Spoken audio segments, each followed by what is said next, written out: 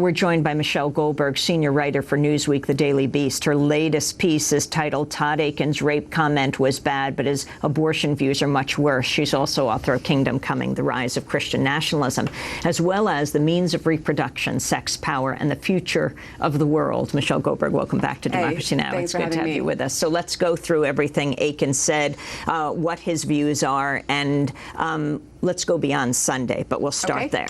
So what Akin said, obviously, that was controversial and that differs from the vast majority of his Republican colleagues, is only his views about the kind of magic powers of the uterus to activate in cases of rape and somehow kill sperm. And this is a canard that has kind of floated around the far right. The reason that it's so toxic is because it's not just because of his view that women should be forced to carry pregnancies to term, even if they're the result of rape, but because he's essentially arguing that women who have been impregnated by rape, and, according to the American Journal of Obstetrics and Gynecology, that's about 32,000 women in America a year, that he's suggesting that they weren't really raped, or that, some of the other people who've kind of peddled this junk science says, well, the juices don't flow if she's raped, the implication being that if she gets pregnant, it's because she somehow enjoyed it. Or, there's also an old medieval superstition about how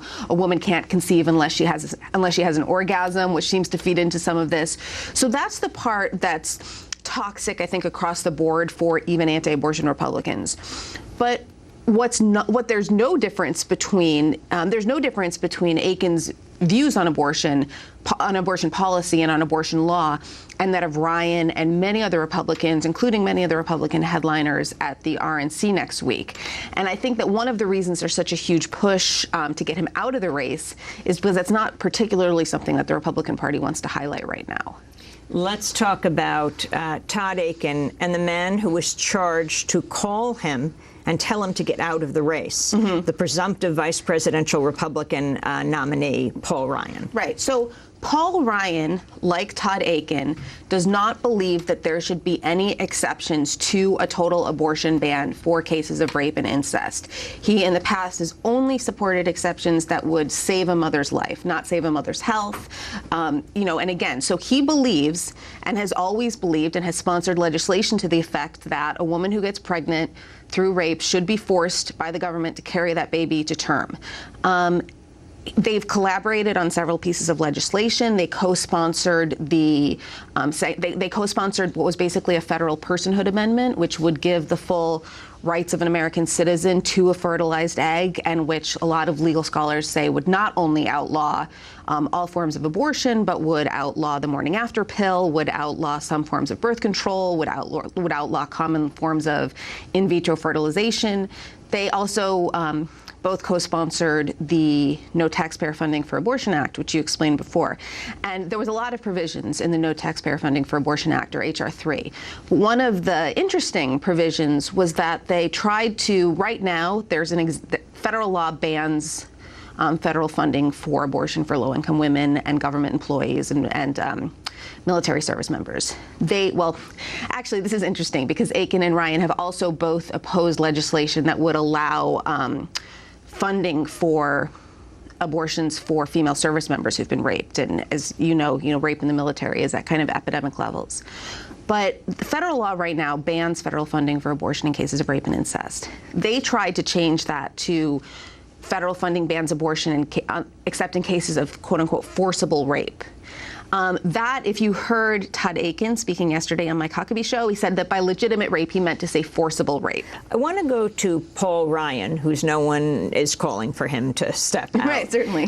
His view on birth control. Earlier this year, Congressman Ryan told David Gregory on Meet the Press he wasn't concerned about Republicans overplaying their hand on the issue of contraception and women's health. He suggested the government requiring employers to pay for birth control would violate people's freedom of religion. Let's go to that clip.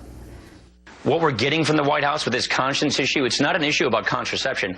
It's an issue that reveals a political philosophy that the president is showing that basically treats our constitutional rights as if they're revocable privileges from our government, not inalienable rights by our creator. And so what I would simply say is we're seeing this new government activism, sort of a paternalistic, arrogant political philosophy that puts new government-granted rights in the way of our constitutional rights. And so what I think it really is that it's an argument for freedom, for our founding principles, and for protecting those constitutional rights, which right now with this new mandate from HHS, like I said, it's really not about contraception. It's about violating our First Amendment rights to religious freedom and of conscience. That's Congressmember Paul Ryan. You know, I don't have the slightest idea about what his kind of personal beliefs about contraception. He's not like Rick Santorum, who has said that he wanted to use the power of the presidency to kind of inveigh against its evils. What we do know about him is that he co-sponsored this Sanctity of Human Life Amendment, this, so-called, Sanctity of Human Life Law, this so-called federal personhood bill, which, whatever his intentions were regarding contraception, in practice would have banned, or at least allowed states to ban, many common forms of birth control, including the IUD, the birth control pill, certainly the morning after pill. Because it gives personhood to a fertilized egg. Right, and because some of these methods of birth control work to prevent implantation as opposed to fertilization. So yes, once kind of sperm meets egg, that entity has as many rights as, as you or I. So you have Mitt Romney saying at the Iowa State Fair last year that corporations are people. Then you have Paul Ryan saying that zygotes are people. Right, and but somehow nobody will say that women are people. I mean, one of the interesting things about this is that, when Paul Ryan wrote this op-ed about how he reconciles his pro-life absolutism with his kind of Ayn Randian libertarianism, he talked about the rights of the rights of the fertilized egg or the rights of the embryo or fetus.